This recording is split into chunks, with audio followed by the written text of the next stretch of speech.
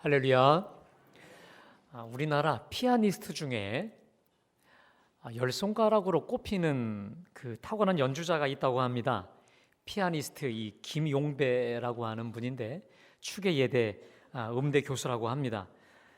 저는 이분을 잘 모르는데 알만한 분들, 이 분야에 알만한 분들은 아주 손꼽히는 분으로 유명한 분이라고 하는데, 이분이 어느 날 그 신문에 이런 글을 하나 기고했습니다. 본인이 그 미국 유학 생활을 하면서 겪었던 에피소드를 하나 실었는데, 한 번은 이 학기 말 시험을 보는데 그 피아노 공개 연주를 하는 방식으로 이 학기 말 시험을 보게 되었다고 합니다. 학기만 한 학기 동안 연습해야 할 곡을 미리 내주기 때문에 여간 준비를 하지 않으면 이게 탁월하게 인정을 받기 어렵다고 하는 거죠. 그래서 이분이 교수들한테 눈도 띄고 이참에 점을 찍으려고, 눈도장을 확실히 찍으려고 정말 열심히 했다는 거죠. 한 학기 내내 열심히 했다는 거예요. 드디어 그 순간이 왔습니다. 한숨을 쉬고 마음을 가다듬고 연주를 시작하기 바로 직전에 딱 앉았는데 교수님 한 분이 자기한테 오더니, 내가 이 악보를 넘겨줄 테니 너는 연주만 하시오라는 거예요. 그토록 존경하고 태상가도 같은 그 교수님이 악보를 넘겨준다고 하니까 얼마나 떨리고 황송하기까지 합니까? 그러면서 이분이 하는 말이 이겁니다. 조금도 이거 신경 쓰지 말고 최선을 다해 평소 실력대로 하시오라고 했다는 거예요. 그래서 이제 열심히 피아노를 치는 거죠. 근데 이분이 몇 장은 잘 넘겨주더니 그 다음 몇 장 지나서 이걸 안 넘겨주는 거예요. 여러분, 저는 잘 모르지만 반주하시는 분들 이거 속 타지 않나요? 안 넘겨주는 거예요, 이분이. 그래서 이게 그 순간, 야, 죽었다! 이거 하는 그 순간에 이분이 갑자기 이렇게 얘기했다는 거죠. 연주할 때는 어떠한 상황이 벌어질지 아무도 예측할 수가 없다네. 뜻하지 않는 돌발 상황이 벌어지더라도 자연스럽게 연주를 해가려면 마지막 3줄, 그리고 그 다음 처음 시작되는 2줄 정도는 외우고 있어야 한다네 라고 했다는 거예요. 그러면서 이렇게 말을 덧붙였다는 거죠. 100% 준비만 가지고서는 부족하오. 200% 이상 준비가 되어야 자네가 하고 싶은 일을 마음껏 펼칠 수 있어 했다는 거예요. 이 가르침이 이분의 인생을 변화시켰다는 거예요. 이 김용배 교수는 그 이후에 어떤 마음, 어떤 준비로 연주를 했을까요? 어떤 상황이 벌어져도, 예측 가능할 수 없는 어떤 일이 벌어져도 악보를 외울 정도로 다 거의 외우다시피 했으니 우리나라에 손꼽히는 탁월한 연주자가 되지 않았겠습니까? 여러분, 오늘은 대강절 4번째 주, 마지막 주입니다. 이제 바로 내일 며칠 뒤면 성탄절을 맞이하는 되는데, 이 대강절 대림절은요, 이 땅에 이미 오신 우리 예수님을 기다리는 절기입니다. 근데 또 하나 중요한 게 있습니다. 마라나타, 아멘 주 예수여 오시옵소서. 이제 곧 오실, 재림하실 우리 주님을 준비하며 기다리는 절기인 줄로 믿습니다. 특별히 여러분, 오늘 오후 예배에는 이제 이 땅에 오신 우리 예수님의 성탄을 마음껏 축복하는 성탄 발표회가 오후 2시에 진행되는데, 여러분들 다 오셔서 우리 주님을 마음껏 축하하고 우리 주님의 성탄을 마음껏 기뻐 찬송하시길 간절히 바랍니다. 그러면 여러분, 이제 다시 오실 우리 예수님, 이제 우리 주님이 도적과 같이 분명히 오신다고 말씀하셨는데, 우리는 과연 어떻게 무엇을 준비하며 기다려야 될까? 오늘 본문은 우리에게요, 우리 주님을, 예수님을 이렇게 준비해라, 이렇게 기다리며 이렇게 준비하라고 분명히 말씀하시고 있습니다. 여러분, 오늘 주시는 말씀 속에 큰 은혜가 되시길 간절히 축원합니다. 오늘 본문은요, 우리가 이미 불렀던 175장처럼 신랑 되신 예수께서 다시 오실 때 밝은 등불 들고 나갈 준비 됐느냐, 우리 불렀던 찬양대로 우리에게 너무도 익숙한 본문입니다. 주님은 하늘의 놀라운 신비와 진리를 설명하기 위해 그 당시에 저들에게 너무도 익숙한 혼인잔치, 이 비유를, 이 이야기를 가지고 비유로 하늘의 놀라운 진리를 말씀하고 있습니다. 오늘 이 말씀은 그래서 유대인들의 이 결혼 풍습을 정확히 이해할 때 말씀의 진가가 나타나게 되는데, 옛날 이 고대 이 팔레스틴의 이 혼례는요 이랬다고 합니다. 비단 하루뿐만이 아니라 일주일 내내 이 결혼 혼인이 지속됐다고 하는데, 주로 이 결혼식은요 대낮이 아니라 한밤중에 했다고 합니다. 왜냐하면 유대인들은요 하루의 시작이 저녁부터 시작이 된다고 믿기 때문에 저녁부터 이제 이 결혼식을 진행했다고 합니다. 신랑은 자기의 친구들과 함께 만팡 놀고 어울려 지내다가 밤에 와요. 근데 이 신랑이 언제 올 줄을 모른다는 거예요.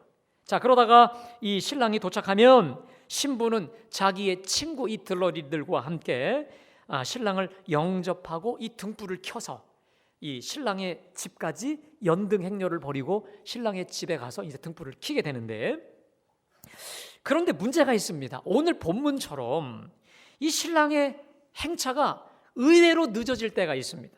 이런 경우가 종종 있다고 하죠. 그러면 기다리던 자들이 하나 둘씩 잠에 빠지게 됩니다. 자, 그런데 그러다가 한밤중에 밤에 정적을 깨고 시끄러운 소리가 울려 퍼집니다. 보라, 신랑이 이로다. 그런데 기름을 예비하였던 슬기로운 5 처녀들은 혼인잔치집에 준비되었기 때문에 들어가요. 반면에 기름을 준비하지 못했던 이 미련한 5 처녀는 뒤늦게 시장에 가서 기름을 준비하려고 하는데 이미 잔치집의 문은 닫혔죠. 슬피 울며 문을 두드립니다. 주여, 우리에게 열어주소서. 그러나 닫힌 문에서 그 안에서 신랑이 소리 지릅니다. 내가 당신들을 도무지 알지 못하노라. 오늘 본문에서 정확히 2 부류의 신부들이 등장하죠. 하나는 미련한 5, 또 하나는 지혜로운 5이죠. 이 10사람 2 부류의 공통점이 있습니다. 뭡니까? 이들이 각각 뭐를 준비했죠? 등은 다 준비했습니다. 자, 또 하나, 신랑이 더디옴으로 다 졸고 잤다는 거죠. 자, 그런데 이 2 부류 10사람을 결정짓는 결정키가 있습니다. 그것은 등과 함께 기름을 준비했느냐, 기름을 준비하지 못했느냐에 달려 있어요. 그래서 3절과 4절은 이렇게 말씀하지요. 그 중에 5은 미련하고 5은 슬기 있는 자라. 미련한 자들은 등을 가지되 기름을 가지지 아니하고 슬기 있는 자들은 그릇에 기름을 담아 등과 함께 가져갔더니 라고 말씀하죠. 여러분, 여기서 기름의 몇 가지 특성이 있습니다. 오늘 본문에 첫째, 10처녀 모두가 다 가지고 있는 등이란, 여러분 등이요, 등잔. 이 등잔은 겉으로 볼 수가 있죠. 그래서 어떤 종류, 어떤 색깔의 등잔인지 누구나 다 보고 알 수가 있습니다. 그런데 등 안에 있는 기름은 확인할 길이 없어요. 이 등 안에 이 기름이 정말 있는지 없는지, 있으면 얼마만큼 있는지 누구도 몰라요. 누구만 합니까? 오직 본인과 하나님만 아시는 거죠.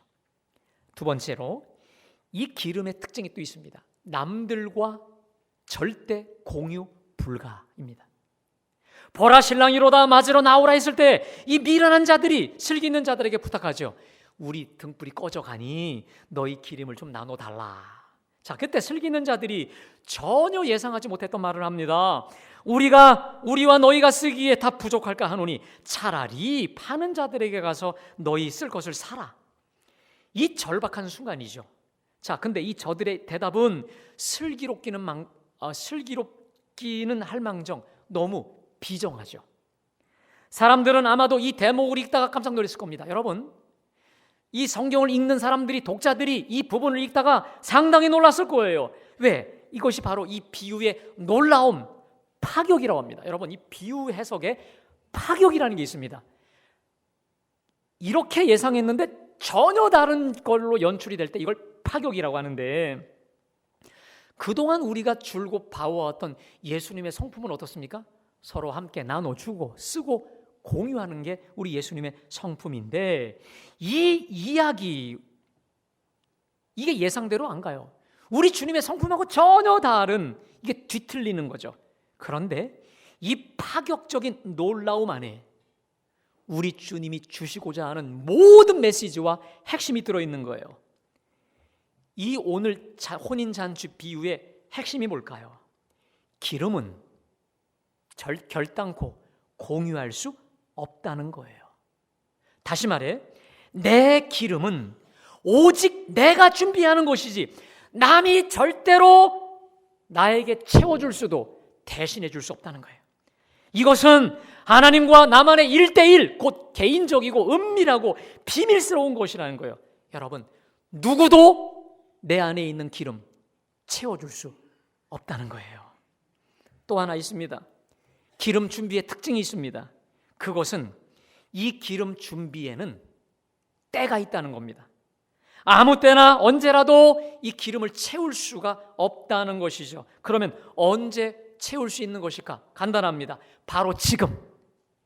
지금 내가 살아있고 지금 내가 호흡할 수 있는 이때, 현재 이때에 준비할 수 있고 준비해야만 된다는 것이지, 이때를 놓치면 영영 그때가 다시 오지 않을 수 있고 영영 후회할 수밖에 없을 수도 있다는 것이죠. 그리고 또 하나 있습니다. 기름의 가장 중요한 특징이 있습니다. 이 기름은 등이죠, 램프. 등잔을 등잔되게 하는 핵심 능력이라는 거죠. 여러분, 등이 왜 존재합니까? 이 등잔이 왜 존재합니까? 어두움을 밝히려 존재하잖아요. 하지만 그 등 자체로서는 절대로 어두움을 밝힐 수 없어요. 어떤 기능도 발휘할 수 없습니다. 기름 없는 등잔. 그래서 어둠을 밝히지 못하는 등잔은 장신구죠. 어떠한 등으로서의 기능과 가치와 효력도 상실해 버린 것이죠. 자, 그렇다면 오늘 본문에서 이 등, 기름 말고요, 등이 뭘 뜻할까?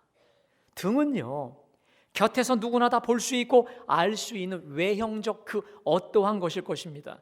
제가 말씀을 준비하다가 이렇게 적용이 될 수도 있겠다 생각을 해봤습니다. 저는 말씀을 준비하는 목사입니다. 특별히 담임 목사로 있습니다. 제가 목사인 거 누구나 다 자타가 다 알고 있습니다. 또 누구는 장로로, 누구는 권사로, 누구는 집사, 성도, 이런 다 호칭이 붙어요. 그래서 여기 모인 우리로 다 통칭하면 우리는 갈보리 교인이죠.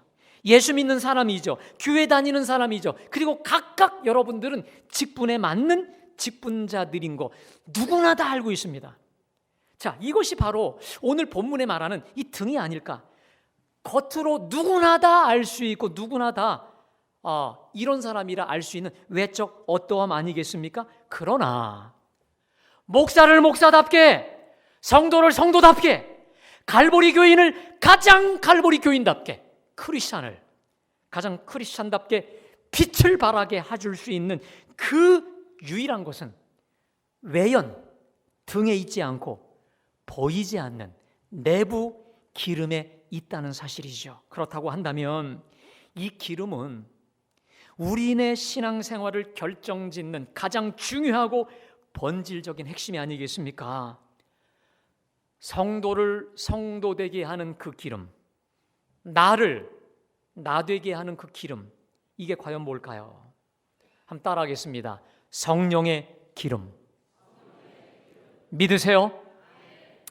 여러분, 이 성경에서 이 기름은요, 주로 하나님의 거룩한 영, 성령을 뜻할 때 이 기름이 주로 많이 사용됩니다. 오늘 이 열처녀가 공통적으로 등을 가졌죠. 그러나 5은 기름이 준비되어 있고 5은 기름이 준비되어 있지 않았다고 했지 않습니까? 자, 10사람이 동일하게 등을 가졌다라고 하는 면에서 그들은 스스로 이렇게 말할 겁니다. 우리는 크리스찬, 난 하나님의 사람, 나는 예수의 사람이라고 누구나 자부할 것입니다. 그러나 10사람 중에 누구나 다 성령을 소유한 사람이 아니라는 거예요. 5은 성령을 소유한 사람이지만 5은 성령을 소유하지 않은 사람이라는 거죠. 여러분, 우리는 다 예수 믿고 구원 받았습니다. 그러면 제가 여러분께 묻습니다. 내가 예수 믿는다는 거, 내가 예수 믿고 구원 받았다고 하는 게 구체적으로 무엇일까요?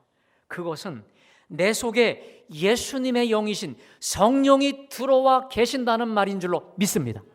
여러분, 잘 들으세요. 내가 예수를 믿었다, 내가 하나님의 사람이다, 내가 거듭났다고 하는 것은요, 내 속에 주 예수의 영이 들어와 계신 거예요. 믿으세요? 내 속에 성령이 들어와 계셔서 역사하고 계신 거 아니겠습니까? 그러니까 엄밀하게 말해서 내가 믿는다고 말하면서도 내 속에 성령이 안 계신다? 이거 구원받은 게 아니에요. 성령님이 내 속에 계시지 않는다면 몸은 우리처럼 교회 안에 와 있어도 우리는 결국 지옥에 갈 뿐이에요. 성령님이 내 속에 내재하시지 않으면 우리는 이 시간 교회 안에 몸이 왔다 할지라도 천국 백성이 아닌 것이죠. 그래서요, 사도 바울은 고린도후서 13장 5절에서 고린도 교인들을 향해 이렇게 엄중히 선포합니다. 여러분, 우리 다 함께 봉독합니다. 시작. 너희 자신을 시험하고 너희 자신을 확증하라. 예수 그리스도께서 너희 안에 계신 줄을 너희가 스스로 알지 못하느냐? 그렇지 않으면 너희는 버림받은 자니라. 아멘. 저는요, 이 말씀을 보다가 정말 철퇴로 맞는 줄 알았어요. 지금 사도 바울이 너 믿음 있다고? 너 교인이라고? 크리스천이라고? 다시 한번 네가 믿음 안에 있는지 점검하고 시험해보고 확신을 가지라는 거예요. 그럼 믿음이 있다는 증거가 뭐냐? 예수 그리스도께서 너희 안에 계신 것만이 진짜 믿음이라는 거예요. 뒤집어 얘기합니다. 만일 예수 그리스도가 너의 심령 속에 없다면 너 버림받은 자라는 거예요. 여러분, 제가 묻습니다. 여러분 속에 주 예수님이 계십니까? 다시 묻습니다. 여러분 속에 성령 하나님이 분명히 계십니까? 확신하십니까? 할렐루야. 아니, 예수 믿으니까 오늘 예배 이 자리에 나왔지. 저는 여기 계신 여러분 모두가 다 예수님을 구주로 주인으로 믿고 이 자리에 오셨다고 믿습니다. 근데 여러분, 이거 들어보셨어요? 담치기 교인 들어보셨나요? 담치기 교인. 여러분, 지금 저 사람이 뭐 하고 있나요? 문으로 안 들어가고 어디로 하죠? 월담, 담치기 하죠. 저번 주에 우리 교육자들과 함께 가평에 있는 필그림 하우스라고 하는 곳으로 수련회를 갔다 왔습니다. 거기에 뭐가 있냐면 큰 산을 하나 구입을 해서 철로역정 코스를 만들었습니다. 그 이동원 목사님이라는 분의 일평생의 그 소원이었는데, 와, 그 비전을 결국 이루시더라고요. 그래서 수많은 사람들이 그곳을 오는데, 이번에 교육자들에게 제가 철로역정 가이드를 하면서 함께 은혜 받는 시간이 되었습니다. 자, 근데 거기에 그 코스 중에 담치기 교인이라는 코스가 있습니다. 이게 뭐냐면 이름이 일명 허울과 위선, 허울이에요, 허울. 그러니까 허울만 크리스찬, 허울만, 이름만, 무늬만 그리스도인이라는 겁니다. 그래서 그 이름이 담치기 교인이다. 그러면 이 담치기 교인의 특징이 있습니다. 이 사람은 좁은 문을 통과해 본 적이 없어요. 무슨 문? 다시 말해 좁은 문인데 십자가입니다. 이 사람은 십자가를 통과해 본 적이 없어요. 십자가 앞에서 내가 얼마나 죄인인지, 내가 얼마나 죽어 마땅한 죄인인지에 대한 통해 자복 애통한 게 없어요. 거기서 회개도, 회심도, 그리고 거듭남의 역사, 그거 체험이 없는 사람, 이를 허울과 위선이라고 합니다. 그리고 담치기라고 하는데, 그 철로역정에 가다 보면 이 사람은 결국 가다가 천국 앞에서 저 지옥으로 떨어지는 그 사람이 돼요. 그래서 이 사람은 거듭남의 경험도 없지만 내재, 성령의 내재의 경험도 못 느껴요. 교회는 오래 다녔기 때문에 교회 내 직분도 많을 수 있지만 근본적으로 이 사람 속엔 성령이 계시지 않기 때문에 구원에서 멀어져 있는 자인데, 의외로 교회 안에 이 담치기 교인들이 수도 없이 많다는 거예요. 오늘 예배 드리는 여러분, 제가 여러분들께 저 사도 바울의 표현대로 묻겠습니다. 여러분들은 과연 믿음 안에 서 계십니까? 할렐루야! 정말로 예수님이 여러분 안에 계십니까? 이것은요, 사냐 죽느냐의 문제예요. 이 사실을 분명히 아시고 구원의 확신, 구원의 확증을 정직히 그리고 분명히 해두시기를 간절히 축원합니다. 누가 뭐라 해도 내 목에 칼이 들어와도 Jesus died for me. 예수님 날 위해 죽으셨습니다. 예수가 나의 주인이십니다. 나의 구세주라 고백할 수 있는 저와 여러분이 되시길 간절히 축원합니다. 누가 뭐라 해도, 세상 흔들리고 사람들은 변한다 할지라도, 예수 다 떠난다 할지라도 저 예수만이 나의 주요 구세주요, 내가 붙잡고 의지할 바로 그 분임을 믿고, 예수를 믿고 영접하고 주님을 믿고 의지하며 따라가시기를 간절히 축원합니다. 여러분, 제가요, 우리 교우들 중에 아프신 분들, 또 수술을 앞둔 분들, 위급한 일을 당하신 분들에게 제가 항상 하는 말이 있습니다. 따라하겠습니다. 이때를 위한 믿음이라. 믿으세요?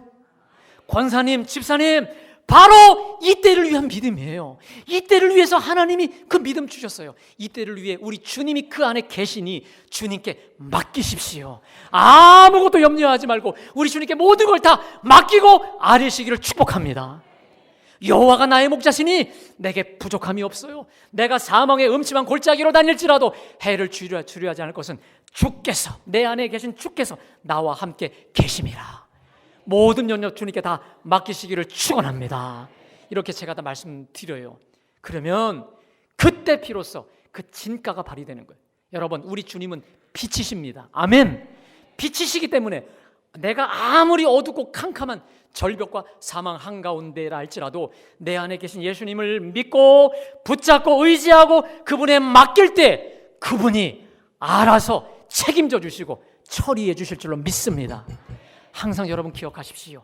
이때를 위한 믿음 굳건히 붙잡는 우리 모두 되시길 간절히 축복합니다.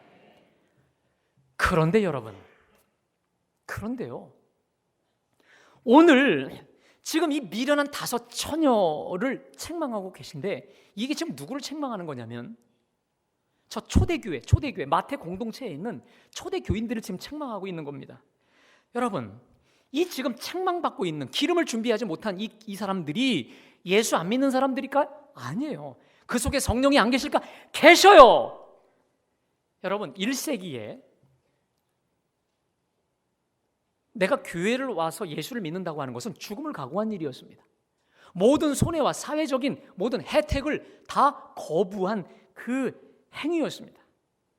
그러니까 그들은 분명히 믿음도 있고 그 속에 예수도 있었던 자들입니다. 그런데 문제가 생깁니다. 예수님이 곧 올라가신 그대로 내려오실 것 같은데 예수님의 재림이 늦어지는 거예요. 그러니까 이들이 느슨해져요. 긴장이 풀려져요. 교회는 물론 빠지지 않고 잘 나오고 있는데 어느덧 영적인 긴장이 풀어지면서 세상 속에서만 푹 흠뻑 빠져버린 거예요. 자, 그 결과 오늘 8절처럼 됐습니다. 여러분, 8절 우리 다 같이 모두 가볼까요? 자, 시작. 슬기 있는 자들에게 이르되 우리 등불이 꺼져가니 너희 기름을 좀.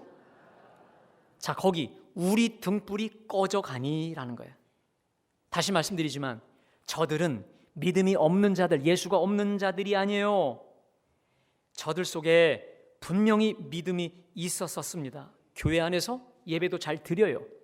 또 직분을 받아가지고 직분과 사명도 감당하고 있습니다. 그리고 그러니까 지금 교회에 와서 주의 말씀도 듣고 있는 자들 아니겠습니까? 그런데 정작 우리의 등불이 꺼져가고 있어요. 영혼의 등불이, 성령의 등불이, 심령의 등불이 까닥까닥 꺼질랑 말랑 꺼지기 바로 직전인 거예요. 근데 이 사실을 아무도 몰라요.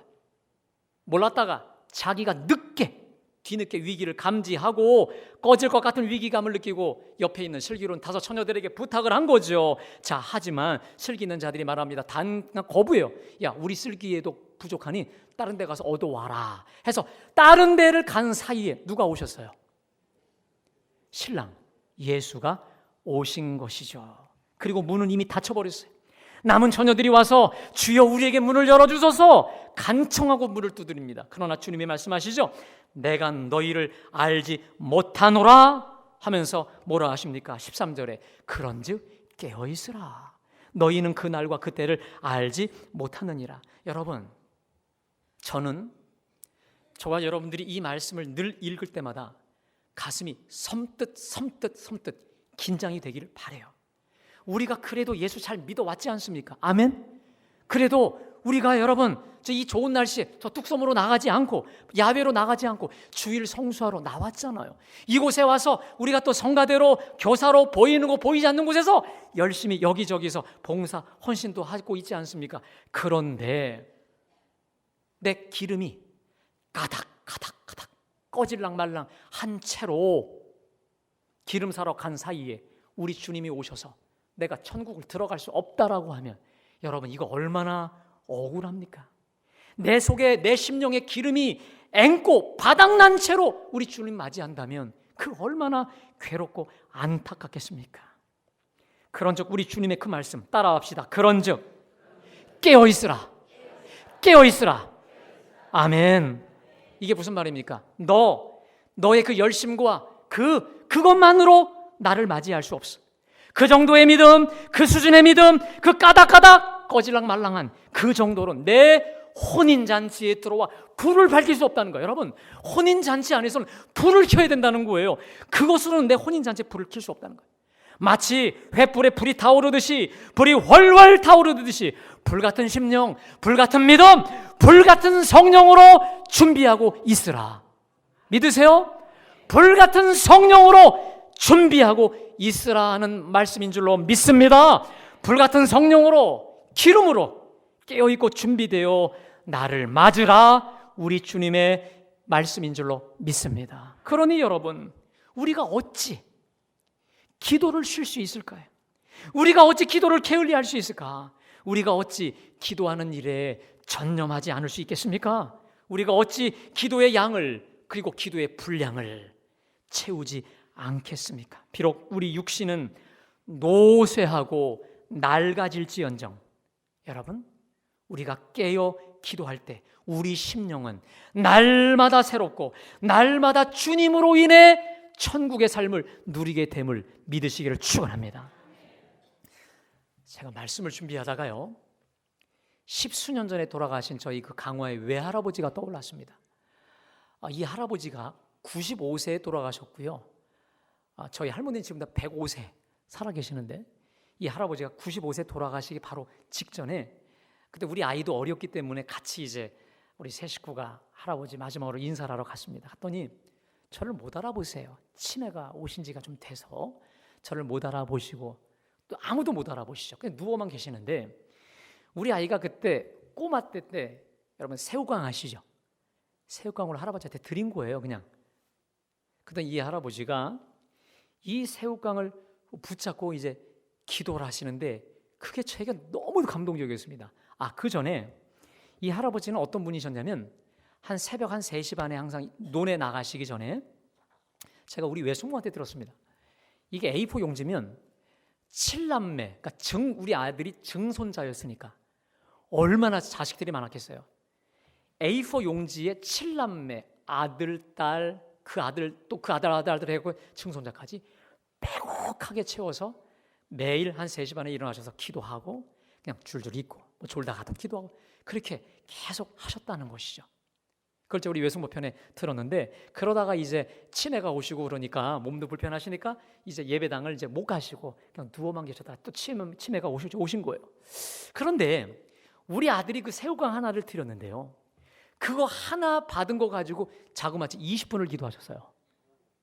얘를 축복하는 기도인데 제가 깜짝 놀랐어요. 여러분, 육신은 치매인데 영은요 엑설런트예요. 아멘. 너무도 탁월하게 상상도 못했던 저분이 치매라고? 그보다 더 영적이고 그보다 더 깊이 있을 수 없는 그 축복의 기도를, 마치 두 눈이 다 잃었던 야곱이 요셉의 두 아들을, 므낫세와 에브라임을 데리고 축복하면서 손을 어루만끼면서 영의 문이 열렸듯이 영의 문이 활짝 열려 있더라고요. 아멘. 육신은 치매인데, 육신은 낡아지고 노쇠해져 있는데 영은 갈수록 새로워진 줄로 믿습니다.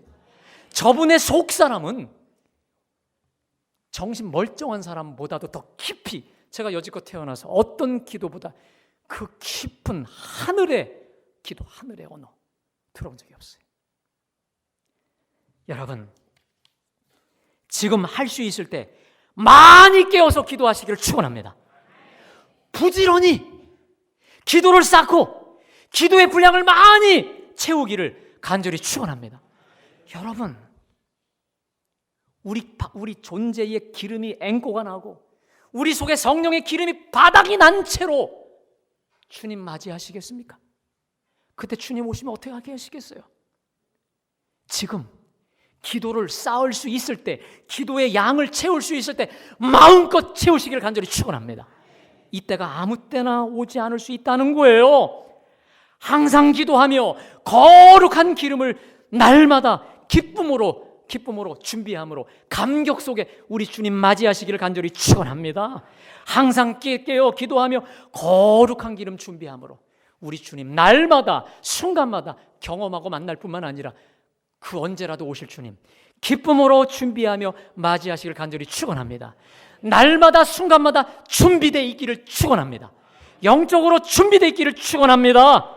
그리하여 언제 오시더라도 기쁨으로 아멘 주 예수여 맞이할 수 있는 우리 모두, 그래서 우리 속사람 겉사람은 낡아지지만 우리 속사람은 주와 함께 날마다 새롭게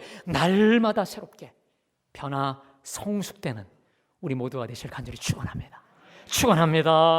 자, 우리 이 시간에 오늘 주신 말씀 기억하시면서 우리 아까 불렀던 찬송가 우리 175장입니다.